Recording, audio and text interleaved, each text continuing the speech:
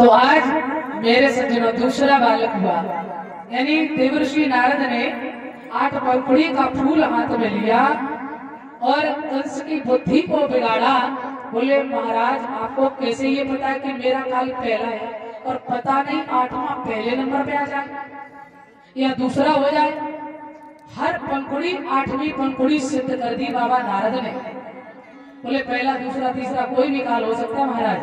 कंस की बुद्धि बिगड़ गई। अच्छा इसका मतलब इससे भी बात है।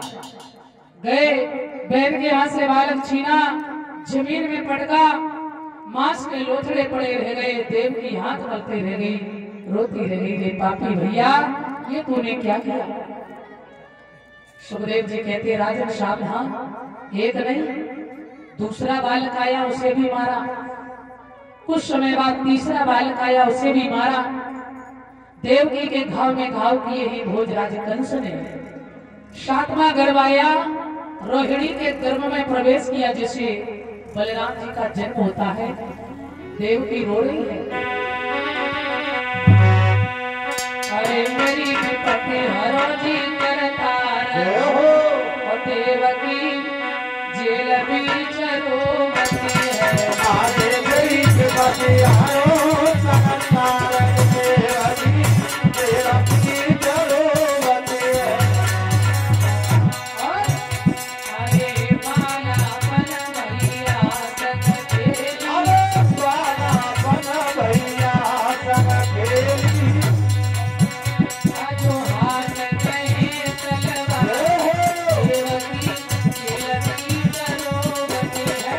आए आयो हाथ कहे तलवार, देवकी जेल बीच रोवती है। मेरी विपत्ति हरो करतार, देवकी जेल बीच रोवती है। अरे कोई कोई बालक पैदा हो, अरे कोई कोई बालक पैदा होए। पैदे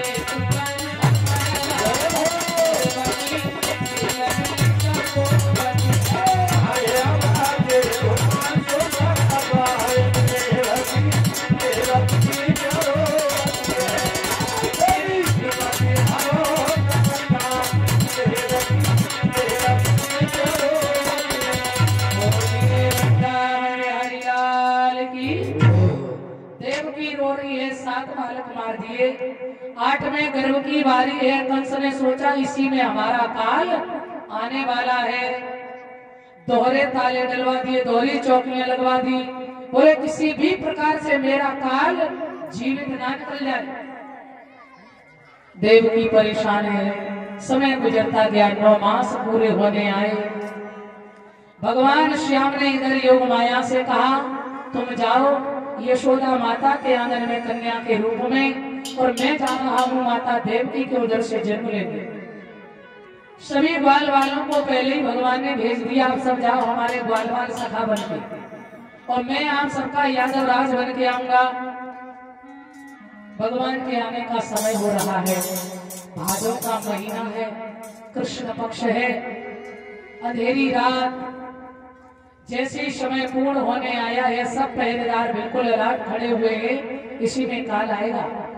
इधर देवता भगवान की स्तुति कर रहे हैं, प्रभु जी जल्दी आओ। क्यों इस कंस के अत्याचार से हम सभी परेशान हो चुके हैं। तो चारों तरफ से जय श्री राधे, जय श्री राधे, जय श्री कृष्ण, जय श्री कृष्ण की पुकार हो गई। मानो रात्रि में कमल खिल रहे हो, पपीया बोल रहे, कोयल कुकू की आवाज कर रही है, और देवता भगवान की स्तुति कर रहे हैं। आइए मेरे गोविंद। स्वागतम कृष्णा शरणागतम कृष्णा, स्वागतम कृष्णा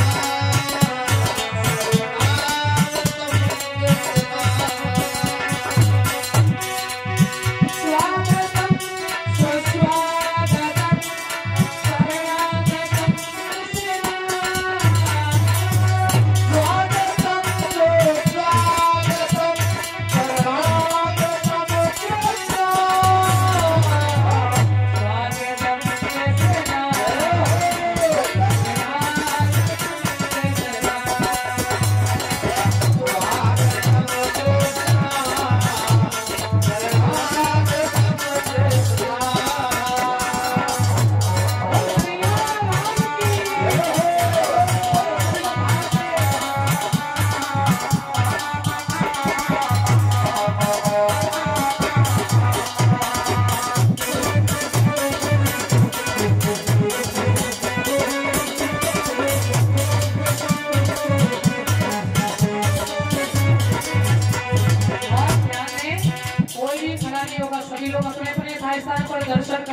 भाव से एक बार जोरदार जयकारा लगाएं और रामकृष्ण भगवान की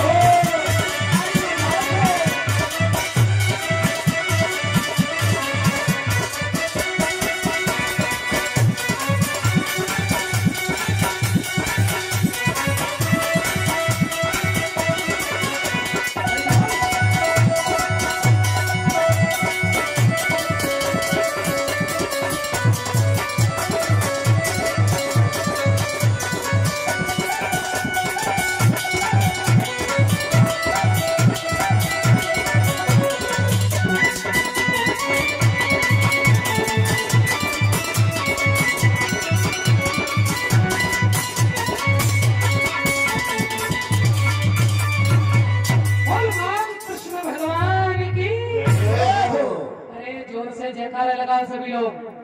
भगवान आएंगे, बोल कन्हैया लाल की।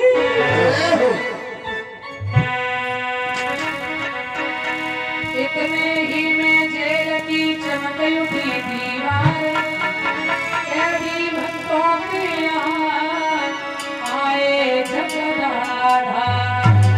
बोलिए बाल कृष्ण भगवान की, बोल वृंदावन बिहारी लाल की।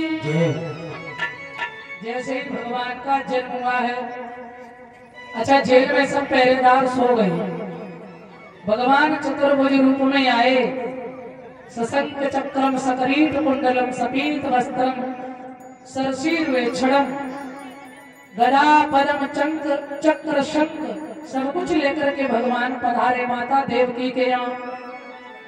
और जैसे ही मैया ने देखो तो मैया ने कही मैंने तो लाला बन के बुलायो और तुम पिताजी बन के आ गए। जे चार भुजा वाले के बेटा होते हैं क्या, जे भुजा त्यागो ना। भगवान ने कहा अच्छा दो भुजा हटा दी, और जे चक्र और पदम ये सब हाथ में खुले में हटाओ। भगवान ने कही मैया हम जासों आए हथियार के संगे, हम सोच रहे थे कि मामा कंस का उद्धार तो करना ही है, तो जो 11 साल बाद मारेंगे तो आज ही देख लेंगे जाके बोल गोविंद भगवान की। हाँ मैया बोली ना ना ना ऐसे लाला ना होवे। भगवान ने सारे हथियार हटा दिए, शंख चक्र गदा पदम सब हटा दिया। मैया बोली अब लाला जब पैदा होते तो वस्त्र पहन के थोड़े ही आता है। हाँ वस्त्रहीन पैदा होता है तो कपड़े भी तो उतारो। भगवान बोले तो बहुत परेशान कर रही हो, तो नंगा होना पड़ेगा। बोले बिल्कुल। भगवान ने वस्त्र हटा दिए।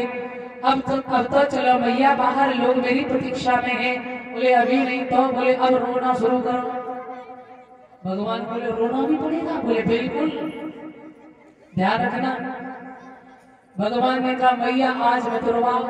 काहे? बोले कंस ने अगर जान ली ना तो जान आफत में हो जाएगी। मैया बोली हाँ ये बात तो ठीक है, वो पापी दुष्ट ने मेरे सब बालक मार दिए हैं, ये मेरा अंतिम बालक है, मैं इसे खोना नहीं चाहती। वसुदेव से बोली महाराज एक काम करो। क्या? बोले मेरे लाला के प्राणों की रक्षा करो, ले जाओ इन्हें। वसुदेव ने सोचा देवकी हाथों में हथकड़ी पैरों में बेड़ियां यदि न होती तो मैं कृष्ण को अवश्य बचा लेता। कहते हैं जब जीव परमात्मा की तरफ जाता है ना तो उसके माया रूपी बंधन खुल जाते हैं। जैसे ही भगवान को गोद में लेने वसुदेव आगे बढ़े, हथकड़ी बेड़ियां खुल गई। छबरिया में भगवान श्याम को रखा और मैया ने मुख चूमा और लाल को विदा किया है। सब पहरेदार बेहोश पड़े, ताले खुलते जाया। बोल गोविंद भगवान की। वसुदेव जी लेकर चले गए और धीरे धीरे धीरे धीरे अंधेरी रात है, कुछ दिख नहीं रहा है। जैसे यमुना के किनारे पहुंचे हैं वसुदेव, यमुना मैया ने देखा हमारे पति आ रहे, हम भी दर्शन करेंगे भगवान के।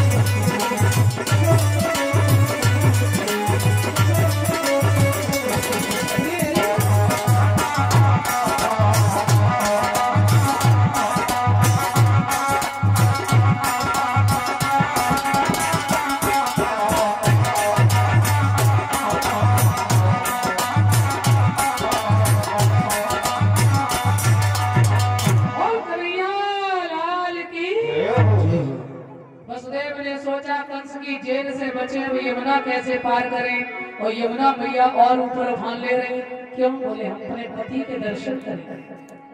आगे जैसे बड़े वसुदेव सो भगवान कन्हैया ने धीरे से चरण लटकायो और कई नेक तो शर्म खाए ले ससुर की दाढ़ी छुए जाएगी जबरदस्ती। हाँ, भगवान समझ गए यमुना जी दर्शन करना चाहती है, यमुना पटरानी है भगवान की। दर्शन दिया भगवान ने, यमुना नीचे चली गई और पार हुए वसुदेव जी। और रात में ही यशोदा के आंगन में पहुंचे, भगवान को लिटाया और कन्या को उठाया, उन्हीं पैरों पुनः वापस मथुरा आ गए। भैया इधर क्या हुआ? मेरे सज्जनों ध्यान रहे, सुबह जैसे हुआ और माया, जब आनंद होता है तो शांति होती है, और माया जैसी आई तो माया रोने लगी, चीखने लगी।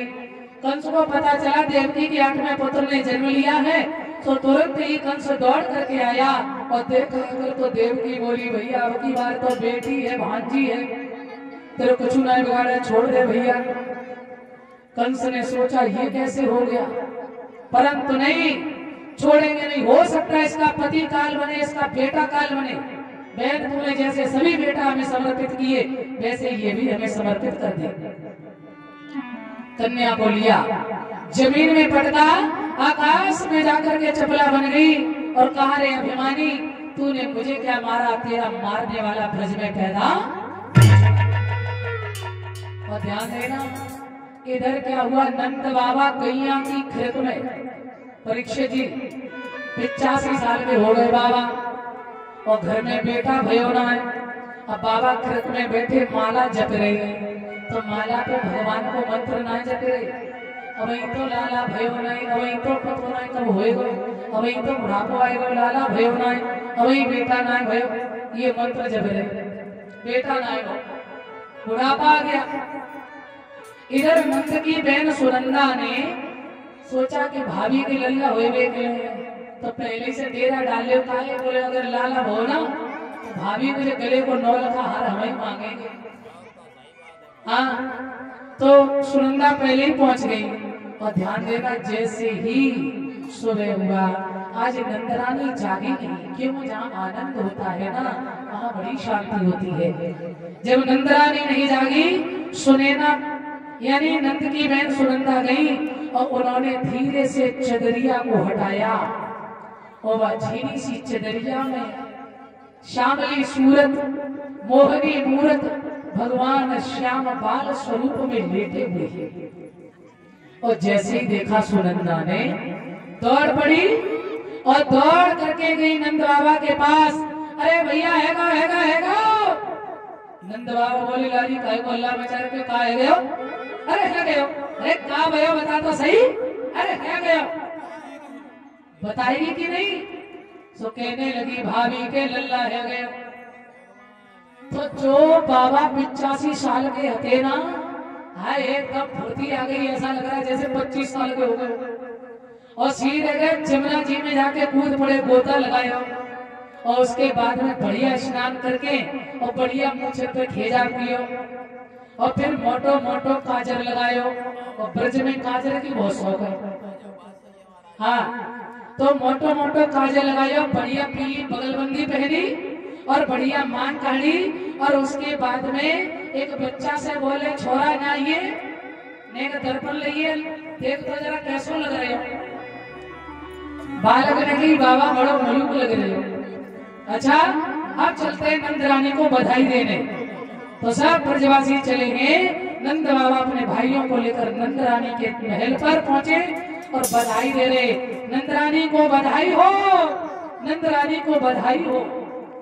अब जो माताएं बधाई डालना चाह रही है ना वो बधाई डाल लें, उसके बाद आरती प्रसाद होगा। और बधाई तो डली रही तो खाए भैया इनके नाना जी, और खाए सब आजा सब कमेटी वाले।